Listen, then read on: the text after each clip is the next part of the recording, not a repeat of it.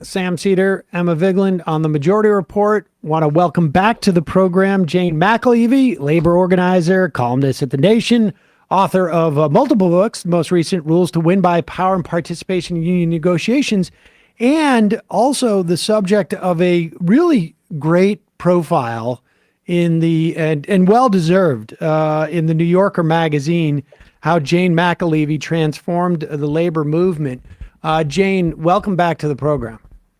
It's always a pleasure to be on the show because you are such smart and engaging hosts, really. Oh, well, that's nice of you to say. And I have to say, I think we first interviewed you on this program back in 2016. And I think it was for No Shortcuts, the book you wrote on organizing. And I have to say, you have been a bellwether for me personally in terms of assessing these things. And we've had over the years, many people call in, particularly in the past couple of years, in the wake of COVID, call in saying, I want to unionize my shop. I'm working here and you are one of the resources that we point people to start to sort of think about how to do this. And really, I mean, over those 6 or 7 years, there has been a transformation. It feels like within the labor movement and just the sentiment, which, may have started, I think, for me, if I was to say, around the Chicago teachers strike, where we saw that first real sort of sense of social justice unionism. Give us a little bit of an overview before we get into what happened with the UAW, why you think that's happened. I think several things. One is there really has been a significant change in just the last decade. And I think you're right. I mean, I think, my first book was called Raising Expectations and Raising Hell. And that came out in 2012, kind of coinciding with Chicago. And that book, from the title of it, because we'll get to that with UAW, but we'll stick to Chicago for a minute and some stuff in between. The first thing I learned as a young trade union organizer, with the working classes beaten down as it was when I was aging, into being a full-time organizer in the mid-1990s, was my mentors all said, first and most important thing you can do, McAlevey, is raise workers' expectations that they can win again, that they deserve a better life, and that they can actually, if they team up together and build a really solid workplace structure and hold the community with them, they actually can still strike and they can still win. A combination of less parts for real, as I think why they're not all my best friends, but the national trade union leadership in many cases was absolutely complicit in what I called lowering workers' expectations. Strikes are so hard, and let's just work with the Democratic Party and we can work this all out. And that obviously was pretty seriously flawed. So I was writing about, in that very first book, everyone says it reads more like a novel. People would write to me and say, I fell asleep I'm way past my subway stop. I couldn't put that one chapter down. Because that's just me telling stories of 10 years of nonstop victories with workers all over the United States. So it's obviously some people have methods that are still working. Everyone I work with, all of my comrades in the movement. So that book was stories, fun, motivating, and it was all deeply real. And then, actually, I got ill then with a different diagnosis that took me out of the work for a while. And Francis Fox Piven, the famous sociologist, author of Poor People's Movement, said to me, oh my God, this book, we need a different version. We need one that has 300 citations, Jane, and that isn't about your fights, but go find me ones like yours and do a dissertation. All right. I didn't have to pay for it. Great. So did that and went right to Chicago to start figuring out what was going on in Chicago, because I'd been hearing about it already from when they won in 2010, the internal union election where they threw out an old guard, complicit. I don't even think they liked workers very much, let alone students, parents, and the community, that kind of local union leadership. And in came this magnificent Karen Lewis, Teacher of the Year, African-American woman, and just slammed out and won the public over from then Rahm Emanuel, the mayor, who was set to decimate, finally just privatize, close. He closed 44 schools at once. And Karen just said, we're beating this guy. It's like the end of public education, or we're going to beat him. So that strike has massive significance.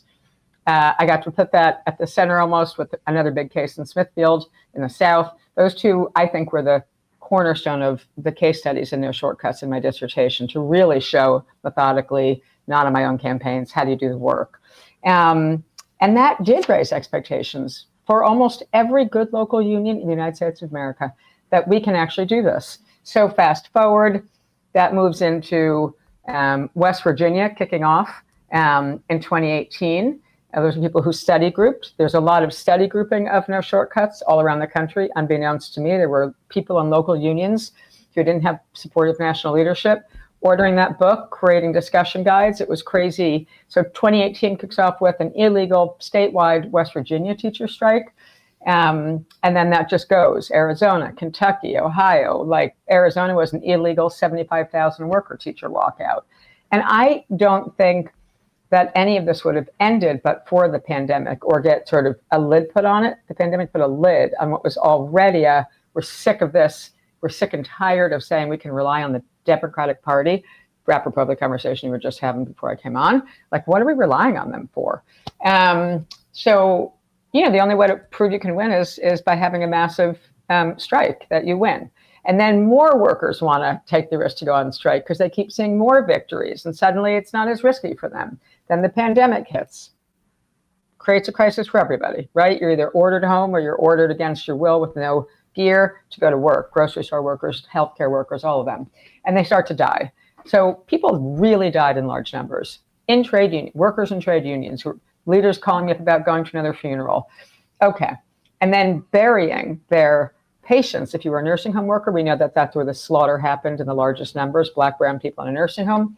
They come out, doesn't take but long to go from all the rhetoric about we're essential, to actually you don't mean anything, we're laying you off and cutting your pay, not giving you an inflationary raise, and whatever. And we've hit this moment. And the one, I'll wrap by saying, just initially here, I was just in Canada all weekend giving a keynote speech and some training to an up-and-coming provincial union. People here might not know there was actually the first provincial-wide strike that was illegal a year ago, almost to the day now, that shut down the province and was a real first threat of a general strike that I've seen anywhere close to here in a long time, up over the border. And when I was doing a part of a Q&A, the new president, a new progressive president of that union, who had brought me in, said, I don't think that the words leader ID, structure test, there's a whole bunch of vocabulary that you've given to the entire movement that didn't exist like 10 years ago. And it's really real. Like, people come up to me and say, we have to learn how to do those structure tests better, but that's what you say is how we know whether or not we're ready to win, right? And I'm like, fundamental. So there's a lot of change happening. And then we'll get to the UAW and the more recent stuff, but there's a lot of change. And I think we're in a really good trajectory right now.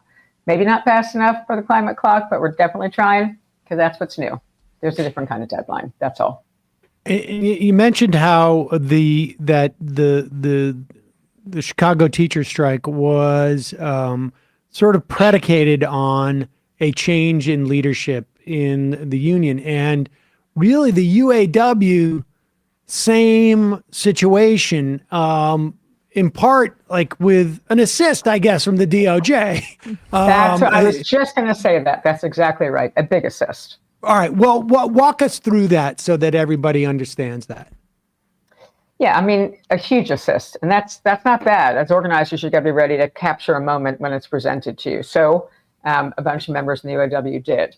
But I'll just say, without that assist, without the corruption scandal, so there was a long investigation similar to the one that went on in the Teamsters in the 90s. Like, a multi-year monitor was assigned, a corruption scandal. There were hints of a giant corruption scandal inside the National United Auto Workers. Monitors and trustees were sent in from the federal government to start doing an investigation. And lo and behold, what all of us knew, I mean, I'm a member of the UAW, right, in the academic division. So what all of us knew forever was the place was corrupt as any, I was going to say DeSantis, but, got to get the analogy right. That's not quite right. But the Supreme Court, I don't know, getting closer to corruption levels that are pretty high. But anyway, and so there was the corrupt staff were peeled out of the way.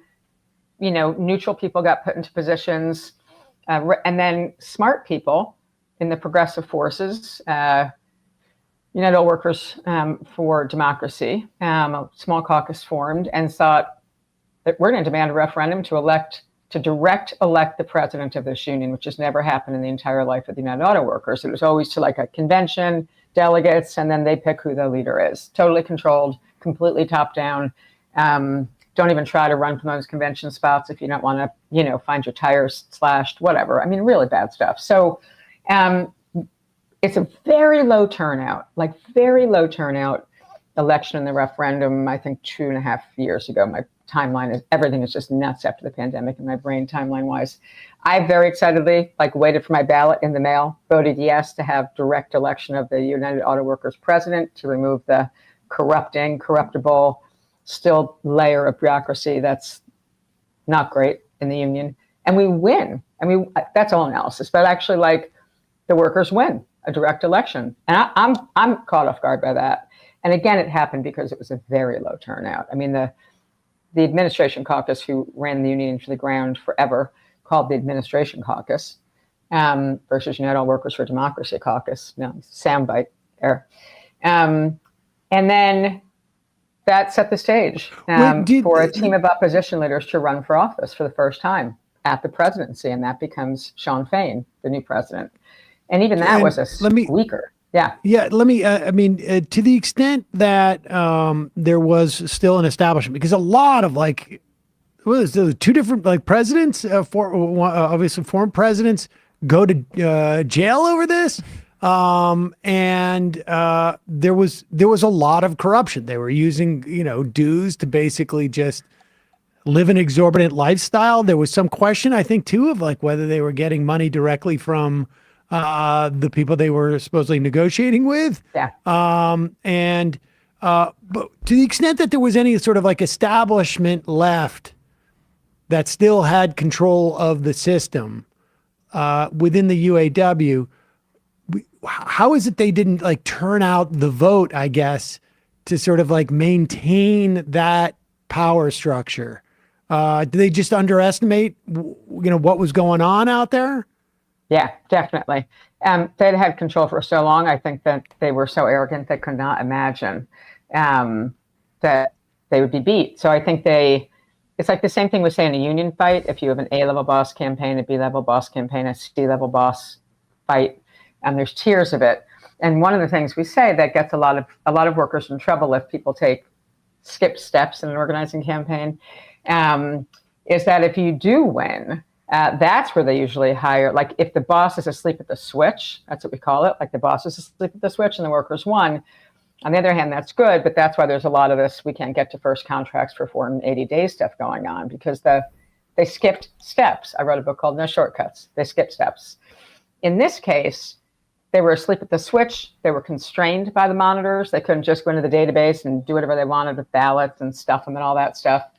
And it was crucially a low turnout. So our side turned out in higher numbers than theirs did. And there was a real effort, a really good effort by a bunch of people who are now in the headquarters to drive out a yes vote on direct democracy, one member, one vote for the presidency. It was a very good campaign. It's close still. But I think the internal opposition, meaning in this case, opposition to democracy, the administration caucus, I think they mostly just missed it, and then it was too late. And then it got even harder in the race for the presidency because they were much more onto it, which is why it went into a recount and a recount and a recount and a recount and a recount until Fain squeaked out the victory. And what a good thing. Before we get take the storyline from Fain onward, I just also want to ask about the UAW's inclusion. You mentioned that you're part of the academic part of the UAW, and there's something I think it's 80,000 workers in higher education are members of the UAW, and that's a relatively, in terms of those numbers, a relatively recent phenomenon. It's how much did the inclusion of those people who tend to be, at least this is my understanding, more left-wing, I guess, or more, in some ways, progressive left wing, however you want to, then, maybe your average, or just more engaged in the unionization process, than the average UAW member might have been. How much did that, like the existence of those folks within the UAW, end up leading to the surprise that the administrative caucus, for instance, was caught off guard? And how much is that sort of, influencing also what's going on with the UAW through Shawn Fain's election and into the strike? I think it'd be silly to say that there was not any influence on that. And I think that was particularly true for the first vote, for the demand for one member, one vote, for what we call direct democracy. I think that the growing academic division probably weighed more heavily in there, just because I think for most people, members in the UAW from any sector, but certainly longtime core of the industry, the auto sector, just probably couldn't even believe that was possible. So I think in that initial round, which then sets up everything else, maybe it's slightly true, but I don't think when it got to the point of being able to throw the bums out and elect new leadership, I don't think that was, I think every single worker, probably starting with the auto workers, honestly, was ready to pull the lever for someone else. And Fain comes out of the rank and file membership for decades. Right. He's super real. He's not from the academic division. Hardly any of the ones who won were. I think one for sure was. Okay, and there's a new division created for the West Coast, where just at the University of California, there's 48,000 members. So there's a whole new West Coast academic sort of division. Then you get the Harvards and whatever. It is interesting, but and it'll become problematic if in the agreement moving forward, I think, if there isn't really strong what's called bargaining to organize language in these settlements. There's too many details we don't know about yet to get too deep into it. Honestly, we can say some top lines. But there's a lot of unknowns. They just posted the Ford one, and it's 360 pages and meant only for lawyers to read. It's the most, I don't believe in doing that in contracts at all. But in fairness, they did really good work in 5 months from when Shawn won in March, was certified as president in March. 1 week before, or basically walking into the bargaining convention to set up the big three negotiations. I mean, the guy had just taken office like days before, after all the delays by the administration caucus to try and unseat him and catch him on something like wrong guy. It was all of you who used to get caught doing that stuff, But given the time frame they had, the fact that they're stuck with 400 practically long page contracts, I like to have them down to about 20, or even one, as my mentors taught me. It says, everything is the way we want it, and we will sign off on any changes. Like, I always say that's right. The ideal union contract. It's a page, not 380 pages of lawyer talk. But anyway, so yeah, I think the academic stuff matters, but I think this period is about putting the core jurisdictions of the United Auto Workers, which is the auto workers, parts suppliers, supply shops, they're all different divisions, but putting them back at the center of their own historic union. And well done on that account. So I don't think the academic vote had any difference in electing Fain.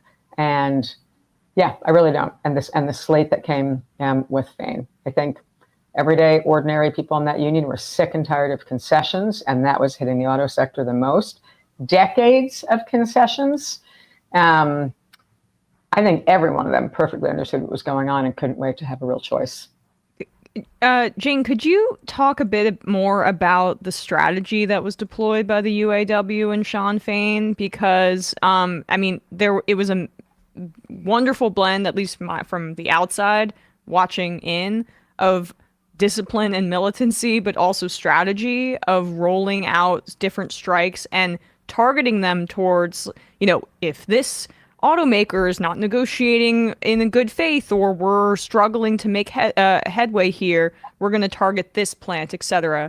I found that to be pretty I don't know, inspiring in its strategy. And I'm wondering if you think that has more salience as we're in this kind of labor renaissance here. Oh, a labor renaissance. Woohoo! It's a permanent future. But anyway, yeah, strategy matters. I mean, that's the core to every single book I've written, is what is it? How do you do it? What's power? How do you do strategy? I've long argued and continue to argue and maybe get to squeeze one more book out, trying fast, on the question of power and strategy. Because you can't do good strategy if you can't do good power structure analysis. Like, people just go running in a million directions all the time, and think whatever. So I was not deep in the strategy, mind you, but I think what has to be true, because I've run enough multi-shop strikes myself, is that you have to start by targeting where's the biggest profit being made. So you have to do that analysis. 3/4 of unions don't even do it. They don't even do it. They just go running, So one is you got to start by really having a serious economic analysis of what plants or whatever, fill in the blank, grocery stores, whatever, what plants, what chains, whatever it is, can cost the single most amount of money to give you higher value if that's the plant you close or the stores you close or the fill in the blank. Pilots in a successful airline industry, you're going to go for which is the most successful, who's got money to spend. If you get to the table, right, the employer has to have money to spend, and you have to be able to cause them a crisis. If you can't cause a crisis for the employer, you cannot win the kind of gains that I believe that they have just won. So that's one. And then because they had Spain had just been sworn in again in March, with a giant convention coming up around like a week later, and contract expirations coming up, right, in September at all the big three. So then it's, if we're honest, I think that I always prefer to be, then you've got an organizing team. You got financial people assessing which plants, which states. You got an organizing team assessing who can we get ready fast enough? Where are they ready? And that combination of where can we hit them hard, and where are the workers ready? Because we're not ready. The union is not rebuilt overnight after 40-something years of straight corruption. You don't have workers with even a muscle memory, except some of the really long timers or the fathers or mothers, yelling at the young ones, do it, go do it, go do it. There's a lot of that in the UAW because the generation before them really does remember it. But they had to see it once. I think the John Deere strike, by the way, mattered in this progression when the John Deere workers turned down the administration caucus, trying to shove that agreement down their face. That also inspired people, and those workers inspired people. There wasn't a lot of organizing there. That was just really pissed off people, with a lot of earlier generation people still in the plant and around, like fathers and sons all over the John Deere strike on the lines, right? And wives and sisters in a very kind of traditional way supporting all those workers. So I think that is real strategy. And I don't know the absolute final ways in which they did it, but it's definitely a combination of a power analysis, which is a labor market economic analysis, cost them the most. We were doing that in Vegas. We were doing that nationally in SEIU back when there was a national brain power like that, where we were, I was deputy director in 2003, and I had a project to figure out what 60 labor markets could we go to if we wanted to organize the whole hospital industry, like where we had the power to grow out. And then my boss said, okay, we can't fund the head of the healthcare division at SEIU, good people back then, said, okay, we can't fund 60 organizing campaigns at that scale, give me 25.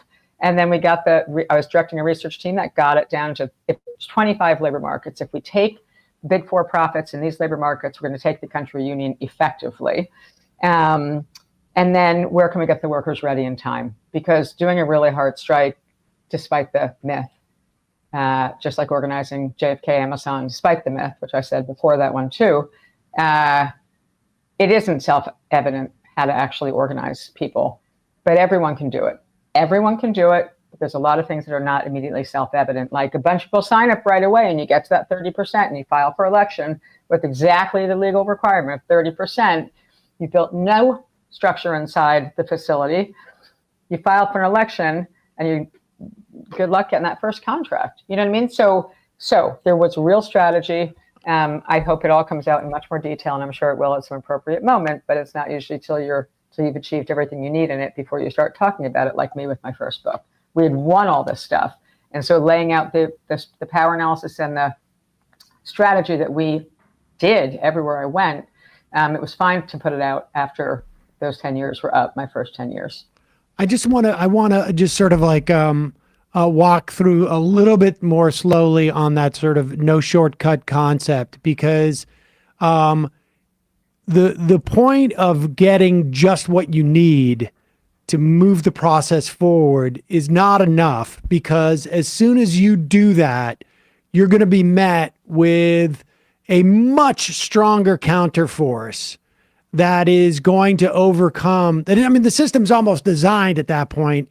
If you have the bare minimum to qualify for a vote, you are right in the sort of the crosshairs of what the management has the ability to overcome at that point. So you've got to go in.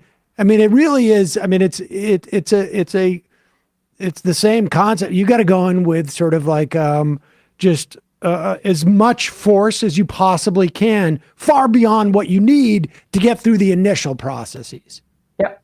Or in most cases, I mean, with an A-level union buster who's on the scene from day one, you might, many workers don't get even through the first step. But the error, going back to Emma, your question, the error that I've watched so much of, too much of, is people thinking they're going to win the election and then it's going to get easier for the workers. And to Sam's point, it's actually often going to get way, way harder, because if there was a union buster on the scene and the workers slipped through and got to that next step, there's going to be an even better union buster hired to stop the first contract fight. And I've written tons about that, right? But it's really true. And I've had that unfortunate experience in almost every NLRB, National Labor Relations Board election I've ever had the pleasure of running, and every first contract that I got, when I wasn't leading a union directly anymore and I wasn't National Deputy Director at SEIU, after the phase where Stern went sort of in the wrong direction, the president at the time, I'm often called in now. I mean, I work first contract campaigns all the time, right? I'm always actively in the field and always teaching and always writing. So I think if you lose touch with the field and workers directly and how hard it is and the tools as they adjust a little bit, like Jennifer Abruzzo, the Biden's head of the labor board right now, probably the single best thing we've gotten from Biden, honestly.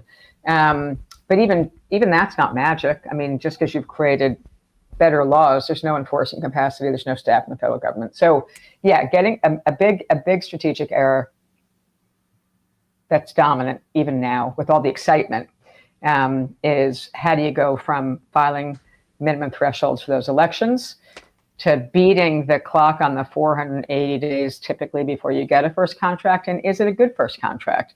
And have you taught the workers how to govern in the process of the first contract negotiations? Because if they don't know how to govern, they weren't involved in the process of their first contract negotiations, they don't really understand what the words mean, they don't remind you to keep it simple language, you don't have to write like a damn lawyer, you can write like a human being, and keep the language simple in agreement. It helps when there's hundreds of them in the room with you negotiating, which is my approach. There's hundreds in the room every time I go to the table. And it can really be a war. And I'll just give one example. In Einstein, the campaign I wrote about in the new book, which is in Philadelphia. Sorry, it's a big nonprofit hospital in Philadelphia, biggest emergency department, downtown, special, services, all poor people, Medicaid, Medicare, all of it. So it's just a huge hospital in the fifth largest city in the country. And they did everything that was done to Amazon. Like when I was first meeting with some of the Amazon folks way back right after the victory at JFK, they informally called for some help. That was like May, a month after the win. And they were like, yeah, but this is so different because they filed charges against the labor board too to get us thrown out of this region where we all live. And we had to go to Arizona. And I was like, right, that's not a new strategy on the part of the boss at all. You're just so young, like they don't know. Right. Which is why getting people involved who actually know and can coach you and teach you so that you know enough to then go do it on your own is pretty crucial. And At Einstein, they did everything. Same thing. The boss sued the labor board in Philadelphia. They sued the union for stealing votes in the election. I mean, they sued us for everything, multiple targets in the lawsuits.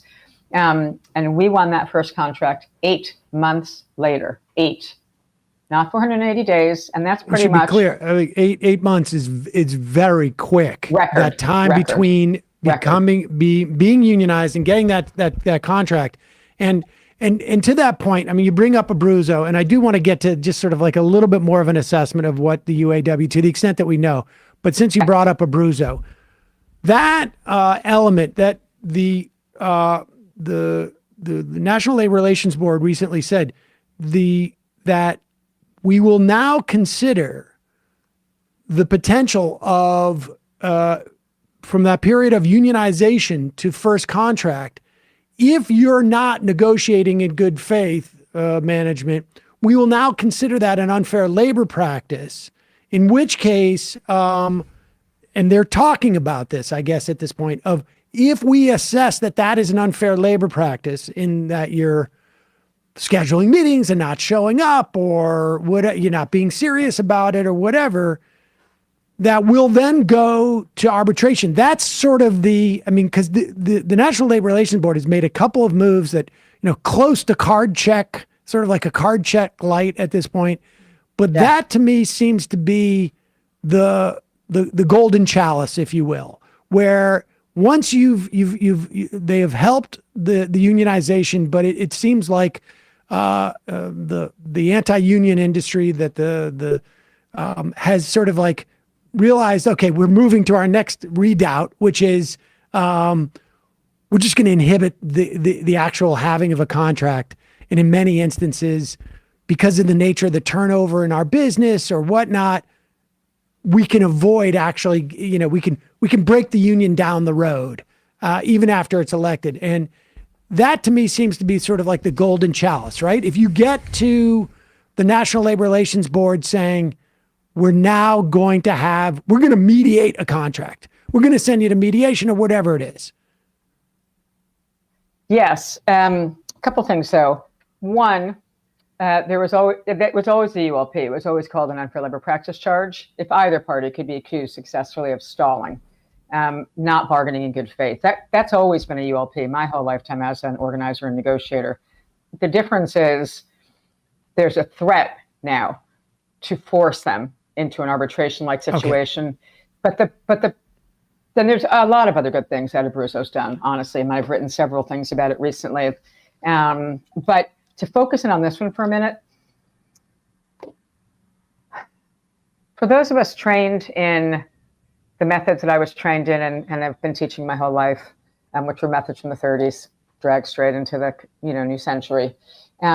One of several things. There were so many axioms I was given as a young organizer. And when I began negotiating, my mentors, who were incredible negotiating mentors, said, McAlevey, always just that. There's no Jane in the labor movement. McAlevey, with the finger pointed at you. Don't ever let them put you into mediation. Don't ever let them put you into arbitration. Workers need to win their contract across the table, face to face, and extract the max from the boss. The boss can't go off and hide behind some arbitration or mediation process that immediately cuts out the workers. So I was trained that way, and I think many people were.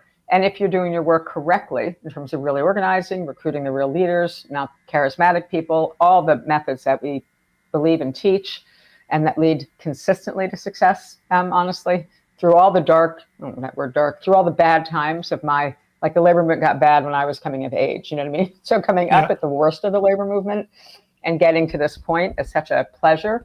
But if I look back, I don't think in any first contract fight, the workers ever went past 1 year, ever.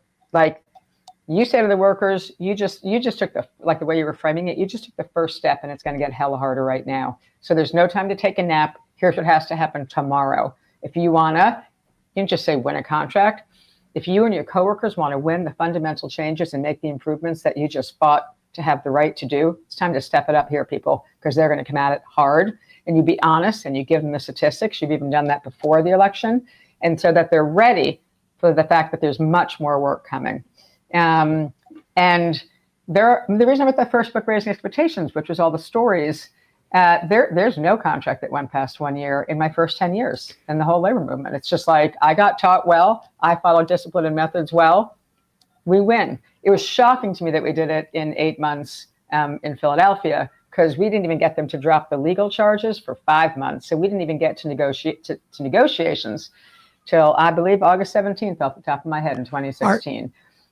Are there National Labor Relations Board rulings or laws or rules essentially that can provide more leverage? I mean, because that is one of the sort of, it seems to me has been, one of the most difficult parts is like, you can say that there's unfair labor practices, and we're going to fine you X number of dollars, but that's just the cost of doing business. That's just, is there a mechanism in which the National Labor Relations Board can provide some more leverage for workers?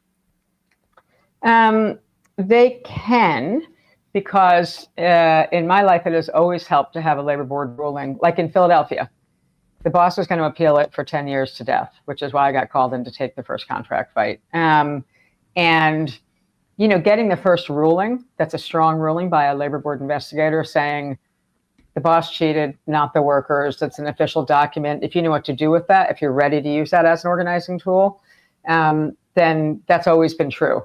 So it's not necessarily what the board can do. It's what you can do. Like you can start, you have a ton of smart worker leaders, take that document. We put out a press release in the old days or whatever we do now, and have workers holding a press conference. And if you do your work right, you've already got a bunch of community leaders who are the kind of community leaders who threaten mayors and possible CEOs effectively just by being on screen with you, not weak ones who are nice and liberal and do-gooders, but like powerful members of the community standing with the worker saying, we're disgusted to read this report.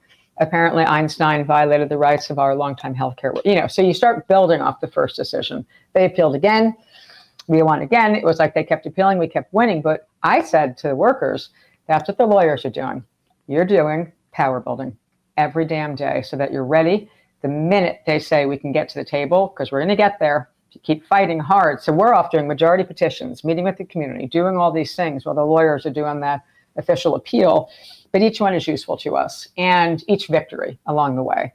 The problem with Abruzzo right now, not the problem with Abruzzo, the problem with her brilliance. She's really brilliant. She's done, if you look at all the different agency heads from Obama's era and now back into the current one with Biden, a lot of them weren't nearly as committed as her to the working class and restoring the right of the working class in a deep, deep way. She's committed and she's clever because she is working the system as hard as someone like her could do. It's pretty remarkable.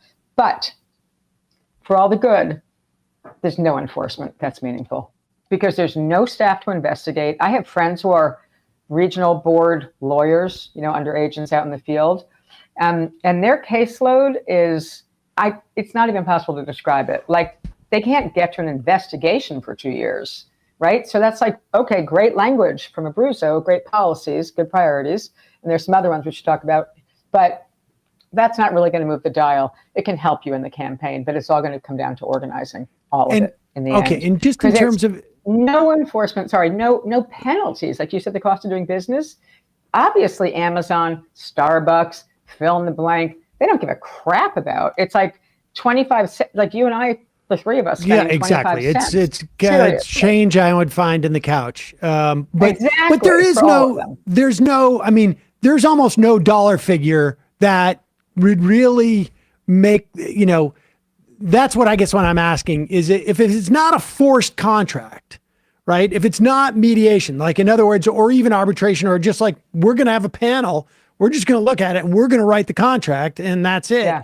If that's not the answer, then what I'm hearing you say is that, like, having more enforcement would at least get you the document. And the value of that document, if I understand you correctly, is to build commitment and solidarity amongst the workers, to give them the sense that their fight is righteous and they have a better chance of winning it. Because at the end of the day, it is withholding labor that is ultimately, and the threat and the how much management believes that labor is going to be withheld is where the calculation comes from. Because at one point they're going to say, like, we can go through this, but if they're going to stay on those lines for 16 months, we're just going to lose a lot of money and we're eventually going to have them back. So they'll just make that assessment. So you just need to be able to project that, and a ruling from the National Labor Relations Board, even if it's not causing the management pain, it is building power amongst workers by making them believe that we're empowered to withhold our labor. That's right. Feeling legitimate really matters up to a working class that's told they're stupid every day by every manager. It's like, honestly, what they do. So when the rulings come, like when the first one hit, so the election had been April 8th. They appealed it within the 7-day period, suing the labor board, moving it out of the jurisdiction, the whole game, like an aggressive version of appealing the ruling. And then by late May, because it was a regional board that wasn't as busy as they've all become, right? That was 2016, that big fight. And there weren't nearly as much heat as there is now. So they had a little more time to go do the investigations. Right now there's elections and stuff going on all over and people taking strikes and ULPs, and the board can't keep up with it, which is why they keep not giving them a penny of an increase of spending. But it really helps to know what to do with those rulings. It immediately lifts up the workers when they get the decision. And it immediately gives them a tool to then take it to the broader community and begin educating everybody about what this fight is going to look like, how hard it's going to be, and why they're going to need to bring their community into the campaign in what I call a whole worker organizing method, where the workers themselves chart their connections to the power structure. They don't know what that is when we say it at first, so we have to show them what is an informal power structure. And yes, we might love the completely lefty rabbi or first congregationalist person with the stuff on, vestments on at the rally, but unless those two people scare the mayor of the city and scare the CEOs, it's nice, but actually you're not sending a message of power. And for the workers, the reason why we got a boost right after that ruling to get our first supermajority hand-signed petition saying, we demand you drop the legal charges and get to negotiations, had a little citation in the petition language from the ruling. And we were off and running. And that was the way of beginning to teach the workers, this is actually the way you're going to win. Because even with Abruzzo, there ain't no salvation unless you can cost them money and create a crisis. And you have to show it, and they have to know it. There's no like, we got a secret majority. I hear that from people all the time. Yeah, don't worry. We got a secret majority. They're just not going to put their name in public. Okay, you don't have anything if a worker won't put their name in public. It's not happening. Right, because all you're communicating to management is the workers are afraid. That's why they're not putting their name in public. Terrified. So let me ask you this. I mean, I think it's easy to overstate it, but I wonder if it's also possible to understate the value of Joe Biden walking the picket line. Is I mean, if I understand you correctly, the value there is a signal to the workers that they're on a more righteous side, that to the extent that they can, that it's obvious, obvious of sort of prima facie, the president's on our side. What we're doing must be right. And then they're emboldened and management sees like, oh, this is going the wrong direction. We wanted the workers to be demoralized by now, not emboldened. And now we're sort of screwed. I mean, that had to have had a big impact. I think so. I think, again, back to like how beaten down the working class is when it's like, well, the president just gave us validity that our cause is righteous. I mean, that half of these fights are about restoring workers' dignity and respect. It's less about wages. In my lifetime, wages have always been secondary, or at least co-equal with dignity and respect. And depending on the workers that you're organizing, wages could be, because if they're already decent, like my life in hospitals with a lot of registered nurses and stuff, their basic wage is okay. It's that every other aspect of their job, which comes down to respect for their profession, their brains, decisions they get to make, schedules, vacations, the whole 9 yards, is often and mostly staffing. Like, what is the staffing? Can I come to work and do a good day's, job? Right. So many other issues can motivate people. But having been in so many hard fights so many times, watching and learning better and better as I got older and older how to use some of these things, like the rulings, getting an important spokesperson on the picket line. I remember in Connecticut years ago, probably late 1990s, leading up to the first ever statewide Connecticut every nursing home walkout. And I had responsibility for 8 of the homes that we had just organized. They were newly organized ones. So our team was in direct relationship to the workers. Now we're prepping them for a massive statewide strike. And we got the most powerful ministers. We had assessed 2 of the most powerful ministers. It's not that hard to do. But workers are the only ones who can tell you. You can't go to a database that tells me what's the powerful minister. You can start tracking things like asking workers themselves, hey, election time, it's not legal to endorse, but like, do politicians come to your house of faith, synagogue, mosque, temple, whatever it is, church, around election time just for a coffee clutch, and your religious leader introduces them to everybody? And if they say yes, that's only a question a worker can answer.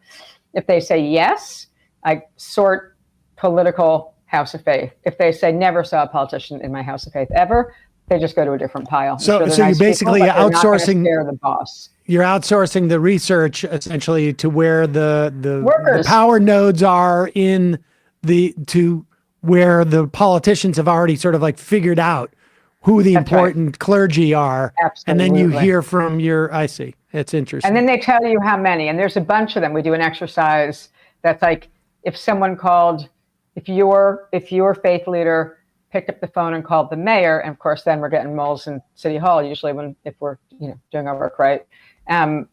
Would the secretary or whatever assistant, new language, would they interrupt the mayor in an important meeting to say, Minister so-and-so's on the phone and just need you for a quick minute? Would they not interrupt the meeting? Would they get a phone call back the same day when we're out of the meeting? Would they not get a phone call back the same? Like, you can go through the power social analysis that I was trained on, and I've deepened in every fight because I learned it in the community organizing movement, and I took it into the labor movement because I understood community power better, right, coming into trade union organizing. So molding the two has always been what I've done and teach now, and that is the blending of the two really helps, because we have built a bottom-up method of how the workers themselves are at the center of their own community campaign, not writing checks to people and all that garbage that some big unions do. That doesn't work. And at every stage, it gives the workers validation. So now they're getting beat down again. We're in the second round of charges, and we start sending them off. We do the question, they interview each other in break rooms. They tell us which houses of faith they're in. Then we ask them to go to a meeting with their minister and explain what's going on. The faith leader never knows, unless there's some hardcore lefty with a teeny place. That's not what we would be doing. We'd be at 7,000 member Black congregations in Philadelphia, right? In 2016, it was even easier because we got a list of every place that Governor Wolf had campaigned. That helped in Philadelphia. Like, there's a lot of ways you can do, but the workers, when you can't get a list from a campaign donor, fundraiser, it's workers. They have the answer to every question. It might take a little bit longer, but they're building the relationship with their faith leader, and they're getting ready to bring them in a powerful faith leader in this case into a powerful fight, and that could double their power if it's done right in a single fight. So let's turn to the extent that we can assess the UAW's victory. And I think part of it is there is no doubt. Regardless of what they've been able to get in terms of the contract, obviously that's the whole point. But there is no doubt that the union is sort of like entering into or exiting this process significantly stronger. That's the thing that really sort of resonates, is that even in the context of like, Fain seems as sort of aggressive about allowing the union membership to reject the contract as he was in getting the contract. Like, he doesn't. Yeah. There's no, and that seems to empower the union even more, it seems. Yeah. Yes, absolutely. There's so many things to look for at this stage. And then when we see more of the final agreements, and were there side letters and things that are not as obvious. And there's a lot to see still. But yes, Fain is committed to an incredibly transparent process, and that's fantastic. I think those workers have never known as much about what was going on in negotiations as they did under Fain, really, even when Ruther was there. That was the old big people on a fist, take out a cigar, era, when the whole working class had more power with which to make these threats. Unlike now, when we're practically anemic, by the time I come into the labor movement. So very much more committed to real internal democracy. He campaigned on it. He believes in it. And a central question is, does the struggle make the union stronger? Check that box. Absolutely. Just made the union stronger. Absolutely raised expectations that they're going to win more. So yes, hands down, the success of the strike is clear from the sense of building a stronger union at the end of it and reinstilling the faith of the rank and file members. And what we don't know is how motivating it's going to be to the, non-union sector that's been impossible to organize, the transplants, the German and Japanese auto plants and Korean that are in the US that are just always just beat the wages. They always just beat the wages. Some of what's in this agreement that we do know about, I'll highlight a couple of things, really might make that possible. So first, they won back the COLA, and they won back the cost of living adjustment, an annual one. They won back the annual cost of living adjustment from pre-2009, pre the crash of the whole economy. That's very significant. They condensed and won back to just a 3-tier wage scale from like all these tiers that were shoved in and dividing and conquering the workers. They're down to just 3 tiers. That's quite significant. You couldn't probably go to 0 at once. Next contract, maybe they're down to 0 tiers with a just progression of years to get to the end of it. But the really big ones, if you're an auto worker in a non-union plant, is they basically eliminated temporary workers. Because just like the EPS, where they did not do as well, I don't believe, from what we know about both agreements at this stage, again, all of it's qualified, but what I believe is effective on the ratification, like the 5,000 temporary workers who just never get made permanent in these plants, they just perma-temps. That's like its own, colonized empire, right? Working side by side with people who are full-time and getting a much different daily package. They eliminated temps in the Stellantis agreement, at least, where they're going to get 168% raise if you have been a temp and you become made a full-time worker under the contract. 168% over the life of this agreement. That's bonkers. And more importantly, just hearing that by 9 months out from the ratification, everyone who is a temp will be full-time. That's structural power. And then another one that I think really matters that we know of, that's factual, that you don't have to figure out and wait for the 400-page lawyer thing to come out and read it, is Belvedere, which Fain's been talking a lot about. They literally forcing the company, they got an agreement to reopen a plant they had only recently closed 8 months ago. And as the vice president said in their press release about it, this is a contract that something like shows the way to avoid destroying any more working class communities wholesale in this country. We're gonna rebuild the whole communities that are just being hollowed out when these plants close. Now, it's one victory to reopen a plant, but for people who know anything about negotiations, production decisions, the old concept like control the production process, some way back idea, that they did it with one huge plant that had just been closed, and they destroyed 5,000 lives and destroyed a community. To get that plant to literally open, they had to negotiate a new line would go in there. So it's a new mid-sized truck line that's going to be built at a plant that was just recently mothballed, so it's not too old to take it back into production.